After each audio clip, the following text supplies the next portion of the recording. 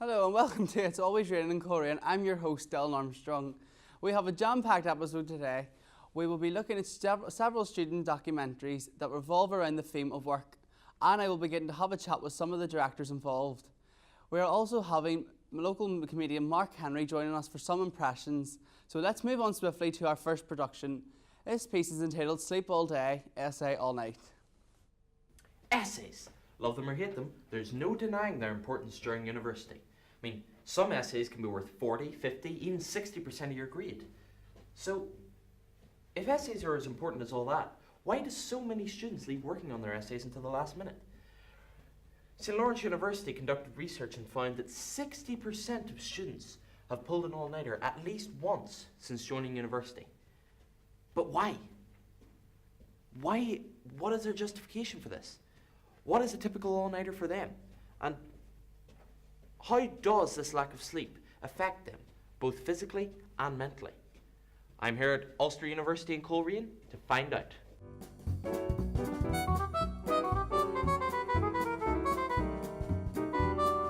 Excuse me. Have you ever pulled an all-nighter to complete an essay? Yeah.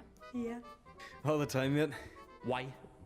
Well, I like to party and it kind of interferes with my work a bit, so it's easier just pulling an all-nighter before the coursework is due, so yeah. I just think it helps me focus. You know, I think I work better under pressure. I would rather do anything but my essay. And so, what's a typical all-nighter for you? I just probably go to the library, and sit down on a computer in a secluded environment. It's just kind of controlled. Like in my bedroom, like I have my phone, I have my friends, I have my laptop, like the internet. So I just sit down and just focus and just say to myself, like, I can do this. And so, what's a typical all-nighter for you then? Basically, it starts out, I'm on Facebook, Twitter, what have you, and then, after I get bored out, because they're popular, I finally stick in some music, some real hardcore stuff, and I just get into my work. So, that's what the good people of Coleraine had to say. A wide variety of reasons there as to why they pull all-nighters. But how does the lack of sleep from this affect their mental and physical well-being? Well, we reached out to an expert to find out more. Well, this level of sleep deprivation can have drastic effects as it prevents you from experiencing the restorative benefits of two core types of sleep. There's slow wave sleep, but there's also rapid eye movement or REM sleep, which has been shown to rest brain functions and has also make our brain more efficient by discarding unwanted memories. And so, if a student has to pull an all-nighter, what would be your do's and don'ts? Well, if this is their only option in order to complete their work, my first suggestion would be to work in a well-lit room, avoid sugary foods and drinks. Energy drinks such as Boost and will give you a temporary rush of energy, but will lead to a crash. I hope our little film gave you a bit more of an insight into the science of all-nighters. If you'll excuse me, I've got an essay to finish.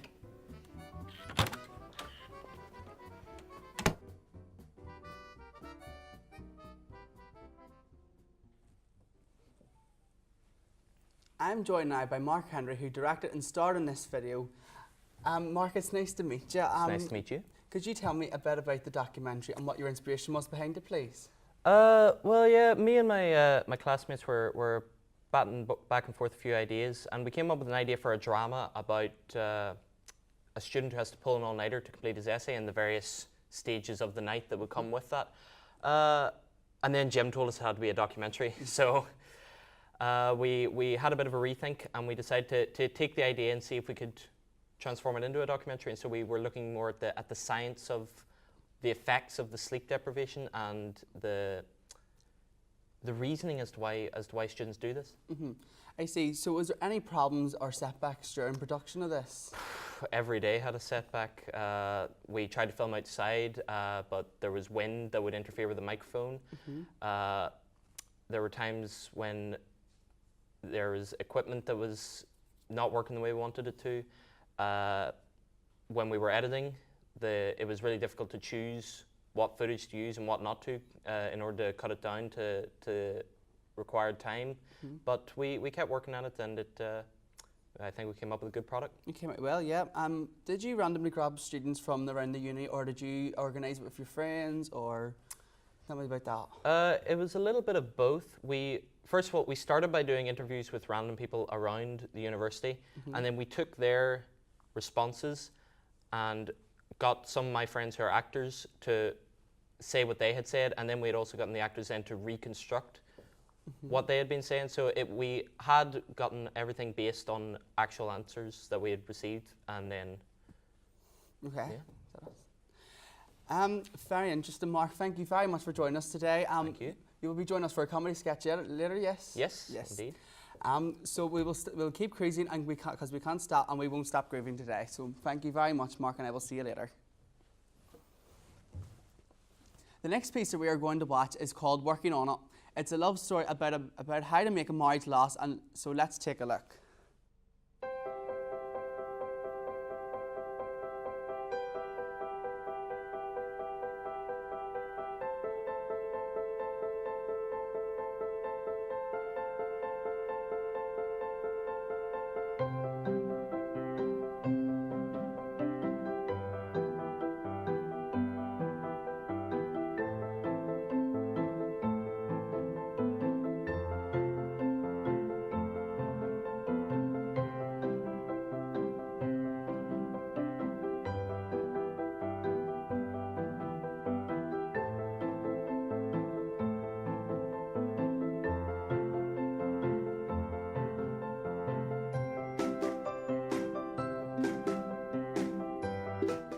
We've been married 47 years this year, but really it should be 48 because we fell out and he went to pick tomatoes in Guernsey and all my wedding plans were cancelled, which we weren't too happy about.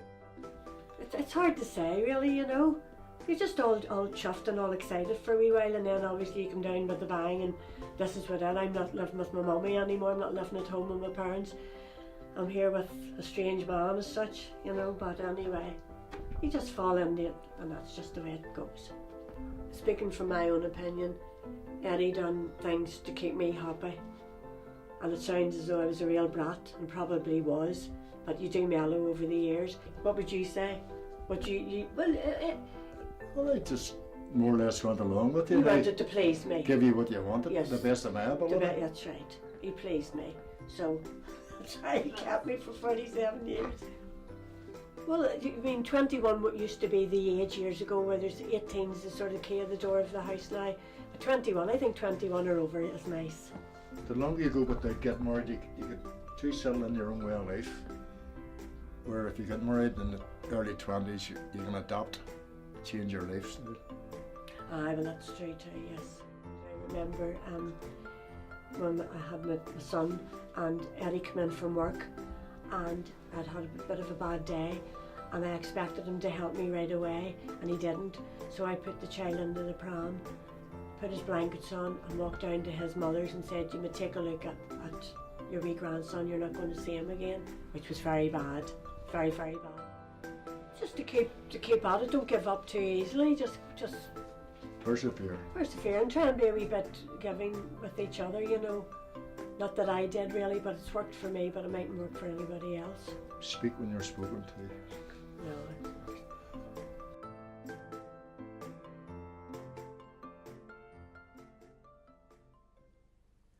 I am joined now by Shan Hamilton, who directed this documentary. Welcome to the show, Shan. I found this video very enchanting and very charming as well. Could you tell me, how was it like directing this? It was great. It was actually my first time directing, but I really enjoyed it, and it made it all the more special that it was family that I was directing, and also a little bit easier because I definitely didn't hold back. Was there any problems or setbacks during the film, and like did you get on did you get on with your parents or grandparents, but did you find it hard to work with them? It wasn't hard. It was challenging to keep the right level of formal and informal because we wanted their natural reactions, but I didn't want it to be as if it was me asking them the questions. I wanted them to tell it as if they were telling someone who didn't already know their stories, and that's what they done. But as far as setbacks during filming, we had quite a few with sound because obviously they have quite a nice garden and it was nice to have them in their garden, so we wanted to do the interview there, but because of the sound the mic kept picking up airplanes, birds, random buzzing. And then we went inside actually and left the window open for a while, and there was someone mowing his lawn. Oh, no. So that was a problem of the environment we were working in. We couldn't go and tell the man to stop mowing his lawn. Well, I'm just saying on behalf of all the crew here, we all found that scene with your granny and your granda really enchanting, and the sparks definitely flew there. Was that set or was it improvised or? Well, it was improvised. We actually made a joke. We just said, oh, it'd be funny if someone got on the swing, and straight away they were like, oh, do you want us to? And we were like, if you want. And my nanny got on and my granda started pushing her, and they just made a joke, and it was great. Well, thanks very much, Shannon, for that. Well, that was brilliant. Thank you very much, Shannon. All that's left to do is the run through. We better be moving on. Thank you very much, Shannon. No blank spaces today. The final documentary that we're going to be looking at is entitled Getting Out of the Garage. It is a piece from a local band called Occasionally Snakes.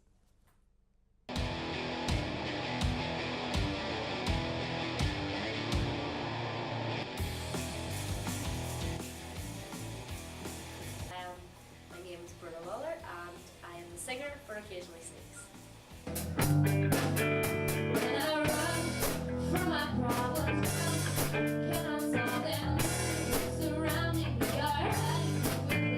In this band, I've only been singing in it for about a few months, I'd say. I was in another band before this, so I sang a lot in that one, then just created this one. It's pretty fun. It's really exciting because you kind of like get a lot of opportunities that you don't get as much opportunities, but you get a lot of opportunities to do things with people from your area, and you get to be involved with a lot of people who are also in bands in Belfast. So you kind of just get to go about the place as well, gig in different places, and meet a lot of new people. My name is Aidan Lawler. I play in this band drums. Outside of this band, I am a vocalist. I play guitar, play a little bit of ukulele and other various kinds of drums, but that just comes with the territory of playing any kind of drums. Being a musician in Belfast is kind of tough because the music scene here isn't as big as it could be. I'm Jamie and I play guitar. What one are you? The only one that I think we all know. When I was about 16, 17, I was only starting to get into music. I got into music kind of late. With bands like Green Day and like Whitehead and All Time Low and stuff like that. So, you know, saw all the videos of them playing live and stuff like that. I'd love to do that. I find that creatively, I thrive most when I play with other people. Just that way you can bounce ideas off each other and stuff like that. Just the sort of communication aspect of music, it's a wonderful thing. I am Brendan Clark and I play bass mostly. I also do a bit of backup vocals.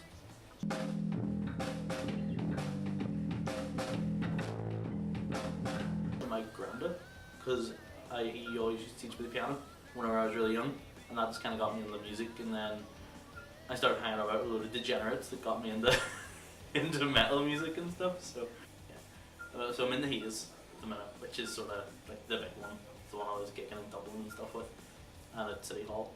And then there's Occasionally Snakes, which is the practice where I'm now. I mean, you have so much other really good talent in Belfast, and I mean there's a lot of support and stuff for you, and organisations that if you contact them saying you're a local band, you know, they'll get you gigs and stuff, but you really have to find something to set you apart, and doing that is really hard, but not impossible. Just go for it, and if you do get to be something more than just a garage band, then look up all the different local organisations and stuff that'll promote you for free.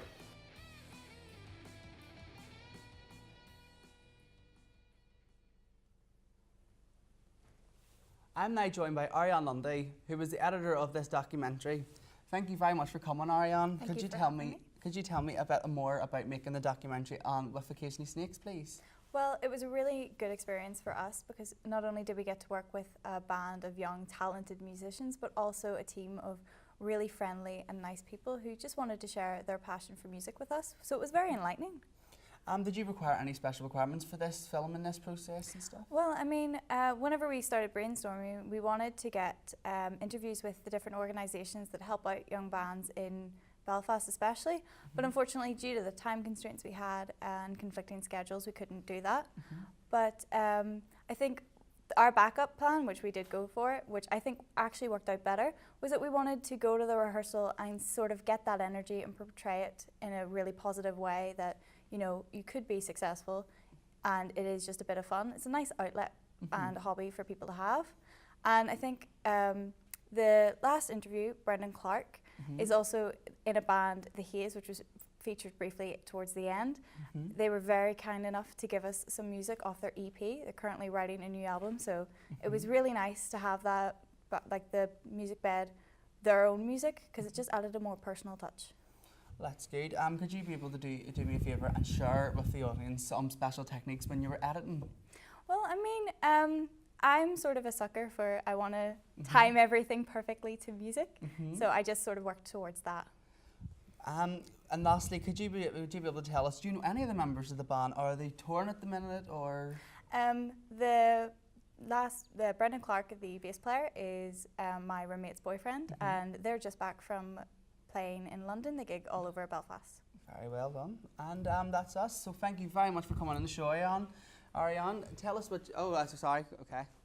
Now that we're out of the woods, I would now like to bring back Mark Henry for his comedy sketch. Hello everybody, it's great to be back.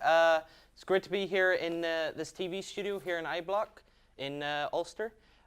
It's all really cool being here, all the cool equipment. It reminds me of the episode of Family Guy where Peter tries to start his own TV channel. Hey there, I'm Peter Griffin, and you're watching PTV, where you can watch all your favorite shows as nature intended them, with all the sex, violence, swearing, and farts intact. Just while we're on the subject of Family Guy, if I may, I'd like to take a moment to quote some of Stewie's beautiful poetry. Oh, squiggly line in my eye fluid, I see you there lurking in the periphery of my vision. But when I try to look at you, you scurry away. There you go. I'm a weird person, ladies and gentlemen. I have all these like weird thoughts. I have just these crazy ideas, and I'd like to share one with you now. What would it be like if celebrities juggled? So we'll start with a bit of Arnold Schwarzenegger. So, got to juggle now, thank you. Or perhaps maybe the late but always great Robin Williams. Oh, we're going to juggle.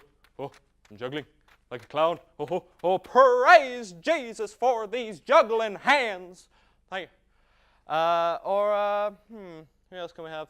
Bit of Elvis. Like a bit of Elvis, the king of rock and roll. Here we go. Oh yeah, you ain't nothing but a juggler, juggling all the time. Well, you ain't never caught a ball and you ain't no friend of mine. Okay, we'll have a bit of Bruce Forsyth. Oh, yes, good guy, yes. We go higher or lower. Or let's have Paddy McGuinness. Right, okay, here we go.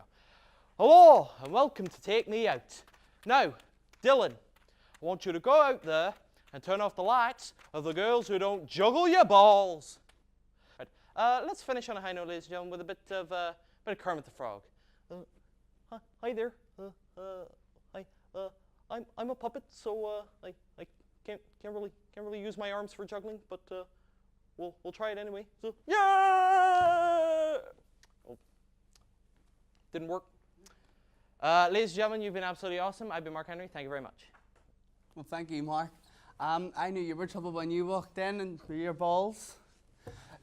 I'm afraid that brings us to the end of the show. Thank you so much for everything. Thank you so much for